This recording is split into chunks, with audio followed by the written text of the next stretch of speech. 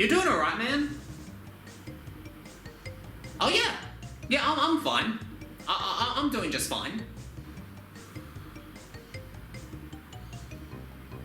Okay, fine.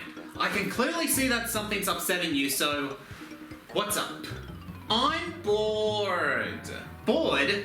Well, I don't know. Review something, I guess. You're always good at that. Review Jack 2. No. Review Destroy All Humans. No. Review anything that's got to do with Phoenix games. No. Oh, what about a Crash game? I reviewed all the main Crash games. There's nothing else.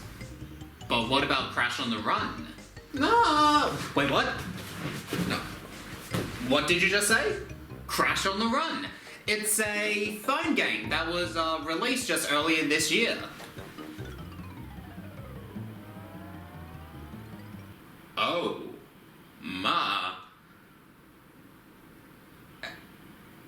God. Well, this was unexpected. Now, I know Crash was making a huge comeback to the video game consoles, but to think that he will be included on a phone game was something I never thought of.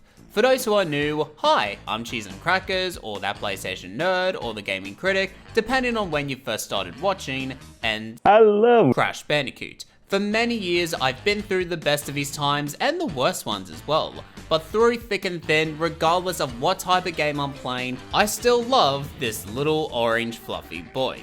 And if I was to be honest, I didn't think too much about the announcement when Crash on the Run was being released on iOS and Android.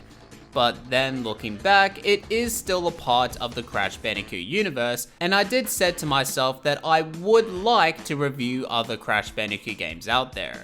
And since I don't have my hands on a Game Boy Advance handheld system, I suppose this will do. Keen are the ones responsible for this game, and they're mostly known for their Candy Crush saga. I'm not a fan of those types of games, and I wasn't expecting much when they were in charge of making On the Run, so today, we're going to be checking out Crash on the Run and see if it's worth putting the time in. And since an interesting fate has occurred, this will be...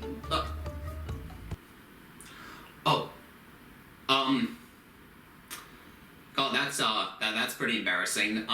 You have to excuse me 1 second. I'll be right back. A few minutes later. Okay, that's a little bit better. Yeah, it's around that time here in Australia, so it's better to be safe than sorry. And since an interesting fate has occurred, this will be my first review on a phone device. So, if you'd like to see more of these in the future, then let me know, and I'll definitely put it into consideration. If you're expecting a long-driven storytelling video game, then I hate to ruin the disappointment, but you're not going to get that. Cortex is stealing the power gems because he and his mutated army wants to take over every dimension. Meanwhile, Coco finds out Cortex's plans and creates a ton of portal weapons to use against his henchmen. So it's up to Crash and Coco to use the portal weapons on every villain and stop Cortex's plans to take over all the dimensions.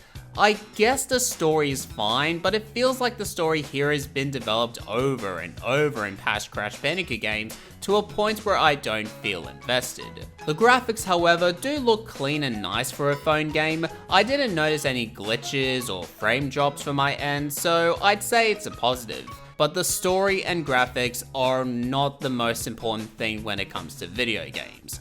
What is important is the gameplay and how much value it offers to the player. So let's get straight into the gameplay sections. Crash on the Run is an endless running game. It's not like On the Run as in you have the runs after eating gallons of ice cream. Crash Bandicoot obviously does a lot of running in this game, burning a lot of calories, which probably explains why he has that upside down Dorito look. Some may look at it as similar to Temple Run, which is fine, but I like to think this game takes a bit of inspiration from Subway Surfers in my opinion, but adds in bits and pieces that Crash Bandicoot fans would recognize. but instead of running until you get caught, Crash on the Run does have a start and finish, and each level will end once you have reached from A to B. The gameplay design is very simple, which for a phone game, it's more than I can ask for. You have 3 lines you can run on, and while doing so, you can choose which lane to run in. You can collect Wumpa Fruits, hit boxes, and avoid dangerous hazards including enemies, nitros and TNT crates, and objects that can block your path. However, the gameplay can get easily repetitive as you are basically doing the same thing over and over, just with a different level theme. And yeah, I'll even say that the level designs are also repetitive as well, just by its look. And for me personally, the game got old very quickly 1 hour into On the Run. You know what Crash on the Run really needs? And, well, I can't believe I'm about to say this, but Crash on the Run could really benefit using some vehicle levels. Yeah, I know, right? How weird is it that we're all coming full circle? Now, I don't really like vehicle levels in Crash Bandicoot games, but they do add in variety, and as long as the vehicle controls are good, then I have no problems with them being featured. Crash 2 does it well, with adding a polar bear, jet ski, and a jetpack to the gameplay structure, but not overshadowing the 3D platform genre. And without the vehicles, the gameplay on Crash 2 may have been repetitive, as you'll be doing the same objective in each level. I think adding a polar bear or maybe some sort of transportation would definitely change up the gameplay that I think it so desperately needs. Now, of course, as of this review comes out on YouTube as of this date, they might have already done that or they're working towards it, I'm not sure, but in conclusion, this game does need a new gameplay feature to get myself or other people invested. And speaking of repetitive, the music sounds alright, but after hearing the same track over and over and over and over, the same beats and instruments, I got very tired of it. So tired to a point I just mute the music so I can keep on playing the game. But like most Crash Bandicoot games, the music still sounds nice and it's also quite catchy in a way. You do have to go level by level to beat a henchman in order to face a boss. Sounds straightforward, but warping into a level is not as simple as it sounds. In order to face a henchman, you first have to see if you have enough potions. If you don't, then you'll have to head over to the lab and create one. You create one by gathering ingredients for a single potion. If you don't have enough ingredients, then you'll have to warp into an endless collection run so you can gather enough ingredients. This might be a good spot to find. Shut up, Donald! Once you have collected enough ingredients, then you can finally make the potion. There is a timer that'll tell you how much time you have left before the potion is completed.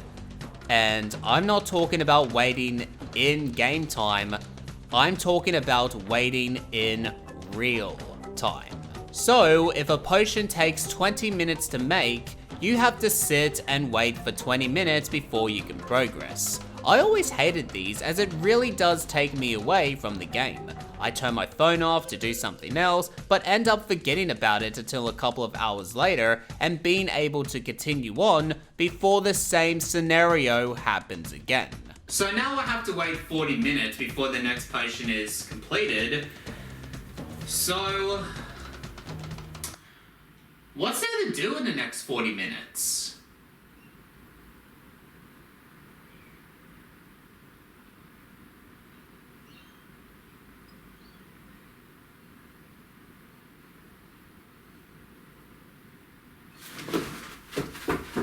Oh, Flowey the Flower, I love you so much. Please never leave me again.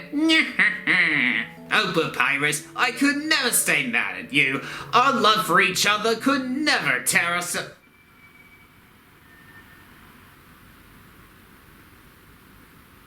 Please don't tell anyone about this. So once you have enough potions, you can finally move into the next level and fight a henchman. The henchmans you'll face are surprisingly references to past Crash Bandicoot games. You have a giant enemy crab, an ant drone, a pink elephant. I had to do a bit of research to find out he was supposed to be in Crash Twinsanity.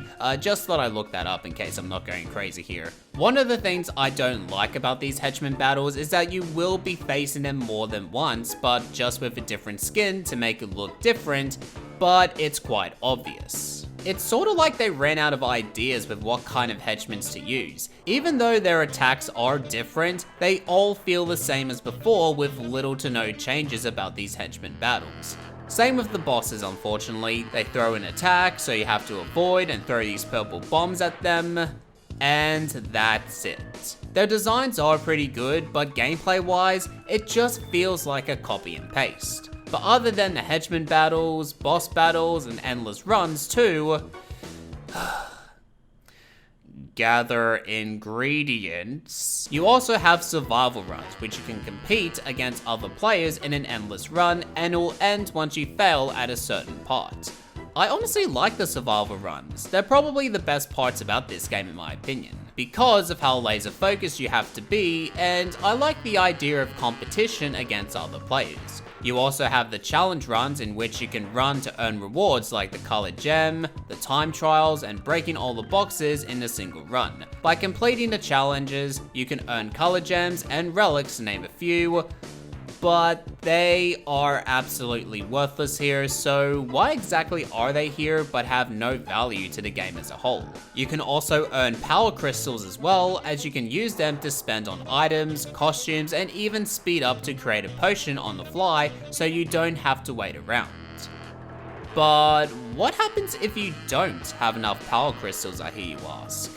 Well, then you'll have to spend real money, and yes, we're gonna be talking about the microtransactions. I think microtransactions and pay to wins are quite possibly one of the worst things that has ever happened in modern video games. How is it that a lot of people don't realize that this is exactly like gambling at a casino? And the worst part about it is AAA video game developers actually don't mind this idea. Pay to win is something I've always hated since day one. It's sort of like putting a cheat code in. You know, up, up, down, down, left, right, circle, square, tee-hee-hees in a tutu. But now, it's being changed up to spending maybe $5, $20, $30, $50, or even $100. And for what? Just more costumes, fast cars, and mansions in a single video game that nobody is going to care about. Back in the day when it came to additional unlocks, you didn't have to spend money for costumes or unique bonuses. You can earn and unlock these cool items by playing the video game and getting good at it. That's the reward. If you get good at the game, you will be rewarded for your actions. But nowadays, the feeling of accomplishment is easily removed because, hey, why bother going through the grind where you can just purchase the reward in 2 minutes or less? It's like trying to build a relationship. Why bother spending months of talking and spending time with each other when you can just search for an R18 website and be satisfied in a few minutes? That sounds stupid if you ask me. But here's the point I'm trying to get across. Money is always going to come and go no matter what. But is this the way how you want to spend your cash? Why not use your money for something valuable and actually worth something to a lot of people instead of, "Hey mom, look, I bought a skunk version of Crash Bandicoot, isn't that cool?" I've realized I was having a bit of a moan, so I'll move on, but I hope you understand where I'm coming from. I know plenty of people don't mind this, and that's fine. I'm not in charge of what you spend, but one has to question if spending money on a product like a phone game is really worth it at the end of the day. Money doesn't always last long. But you know what really does last long? And no, I'm not talking about any sponsorship ads or enhancement pills. I'm talking about respect. That's what will last long. Crash on the run? More like cash on the run, because it looks like money is escaping from people's wallets and not many people are batting an eye. And to be honest, I stopped playing this game after seeing the next boss I had to encounter, which was Dingo Dial again in a different skin this time around. And this is as far as I'm going. While I will experience different areas and creatures to face, and I'm sure there'll be plenty of updates as the months go on, but I think it got to a point where the game just became boring for me. So yeah, I think right now, Crash on the Run is a boring video game. So that's my thoughts on Crash on the Run. This game does have a bit of detail, even though you can collect Wumpa Fruits while spinning, and you can only obtain 4 Wumpa Fruits in a jumping box, which we all know that a jumping box has 10 Wumpa Fruits, and that is a fucking insult for me personally as a Crash Bandicoot. I can see the developer's passion for On the Run, and only time can tell if the game will become something special. But I don't think this game is for me, for now at least. I'm not the type of person who will wait in real time for a product to be built and be able to progress into the game itself. I'd much rather prefer going straight into a level instead of just waiting around in order to go into.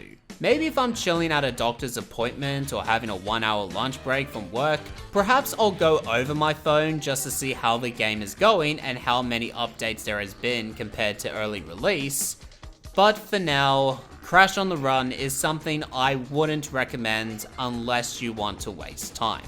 So with that said, I'll be giving Crash on the Run a score of 4 out of 10. Yeah, I do not think it's a good game. There is just so much repetition you'll be doing. Warping into a level, collecting resources, building them, waiting for them to be completed, rinse and repeat. And it got to a point where if this is all the game does, then I cannot see myself being committed to On the Run. But anyway, thank you for watching this review, and if you enjoyed it, make sure to leave a like, share the video, and subscribe to the channel. You can follow me on Twitter and Instagram, the links will be down in the description box below. My name is Cheese and Crackers, telling you to keep calm and keep playing video games. Are we done? Have we stopped recording? Oh, thank God.